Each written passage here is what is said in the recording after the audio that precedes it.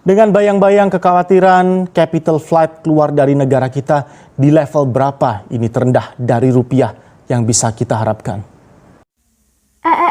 Tunggu sebentar. Capital flight, bukannya seharusnya capital outflow ya? Apa aku yang salah dengar? Yuk, coba kita dengerin lagi. Capital flight. Wah iya, ternyata memang capital flight. Teman-teman ada yang tahu nggak sih apa itu capital flight?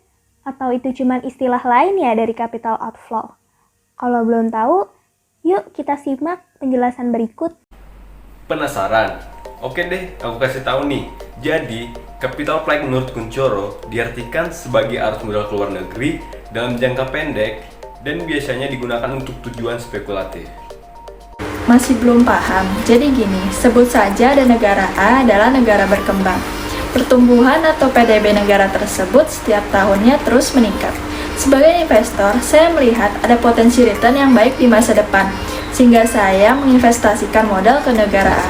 Selain itu, suku bunga yang ditawarkan negara A juga meningkat.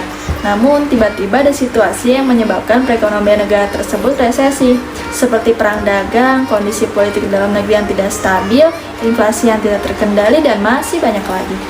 Lalu, apa yang akan saya lakukan? Tentu saja menarik semua modal dan memindahkannya ke negara yang lebih stabil. Tapi bukan hanya saya, investor lainnya juga melakukan hal yang sama, dengan alasan untuk menghindari kerugian. Ingat, ekonomi selalu mengajarkan kita untuk selalu mengoptimalkan keuntungan. Saat saya dan investor lain menarik modal dengan besar secara tiba-tiba, maka itulah yang disebut dengan capital flight. Gimana sih proses terjadinya capital flight? Proses terjadinya capital flight biasanya secara legal ataupun ilegal, tergantung pada kondisi yang sedang dihadapi negara. Biasanya terjadi secara alamiah, tergantung terhadap kestabilan perekonomian, politik, maupun keamanan, sehingga pemilik modal akan lari mencari negara lain untuk berinvestasi. Di zaman sekarang, perkembangan digital yang sudah maju membuat mobilitas keuangan lebih mudah, sehingga masyarakat dapat dengan mudah mengalihkan modal tersebut. Lalu, apa saja alasan terjadinya capital flight? Yang pertama, karena adanya risiko inflasi, negara yang memiliki inflasi yang tidak stabil membuat para investor was-was terhadap modal yang ditanamkan. Kondisi inflasi yang benar-benar tidak stabil akan menyebabkan para investor mengalihkan modalnya ke negara lain. Yang kedua, faktor suku bunga. Seringkali suku bunga di negara berkembang itu kurang realistis, yang disertai dengan nilai mata uang yang tidak stabil. Nah, yang ketiga, karena dipengaruhi oleh risiko politik, seperti terjadinya krisis moneter, politik dan sosial yang tidak stabil, yang berdampak kepada kestabilan ekonomi. Alasan lainnya terjadi capital flight juga karena pajak. Pajak yang tinggi mempengaruhi investor secara psikologi ataupun secara perhitungan bisnis. Sehingga untuk menghindari kerugian, mereka memindahkan seluruh modalnya ke luar negeri.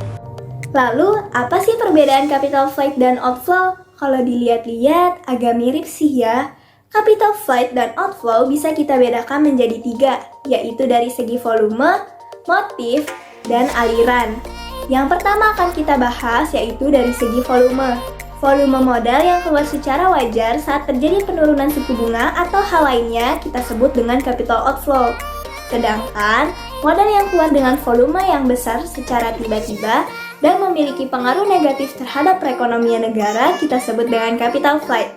Nah, biasanya sih capital flight ini situasi abnormalnya capital outflow. Lalu yang kedua, ada perbedaan dari segi motif.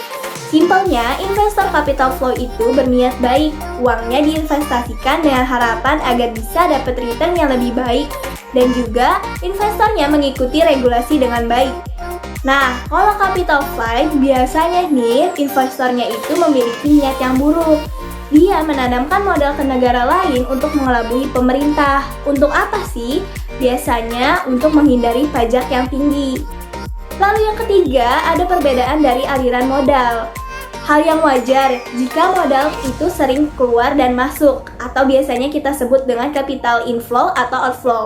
Namun lagi-lagi kalau modalnya keluar terus-menerus, inilah yang kita sebut dengan capital flight. Nah, Di sini ketika terjadi capital flight, di mana ketika modal investor ditarik, hal ini akan mengarah hilangnya kekayaan negara. Pelarian modal ini memiliki konsekuensi yang sangat serius. Yang pertama, hal ini dapat menyebabkan kontraksi dalam investasi real yang tinggi. Yang kedua, dapat mengurangi cadangan devisa negara karena turunnya nilai tukar secara signifikan. Dan bahkan, hal ini bisa meningkatkan hutang luar negeri.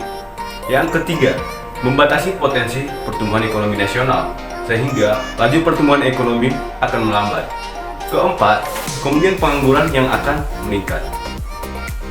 Capital flight ini lebih rentan terjadi pada negara berkembang, karena secara fundamental, negara berkembang masih kurang mature dan masih bergantung pada negara maju. Sehingga, masih mudah untuk dipengaruhi oleh isu-isu tertentu yang bisa mengakibatkan terjadinya ketidakstabilan ekonomi.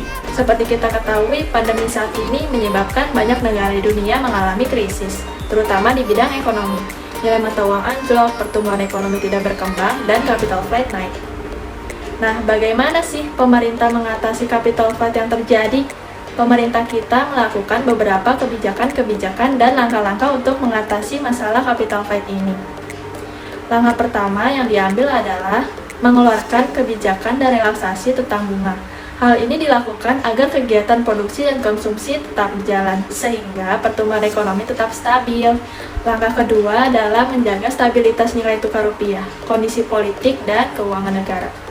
Langkah ketiga adalah fokus mengatasi masalah pandemi agar kegiatan ekonomi tetap berjalan. Jika semuanya dilakukan dan dilaksanakan dengan baik, maka negara-negara yang berinvestasi di negara kita tidak akan menarik investasinya. Nah, itu dia penjelasan mengenai capital flight. Terima kasih sudah menyaksikan. Jangan lupa subscribe, komen, dan like.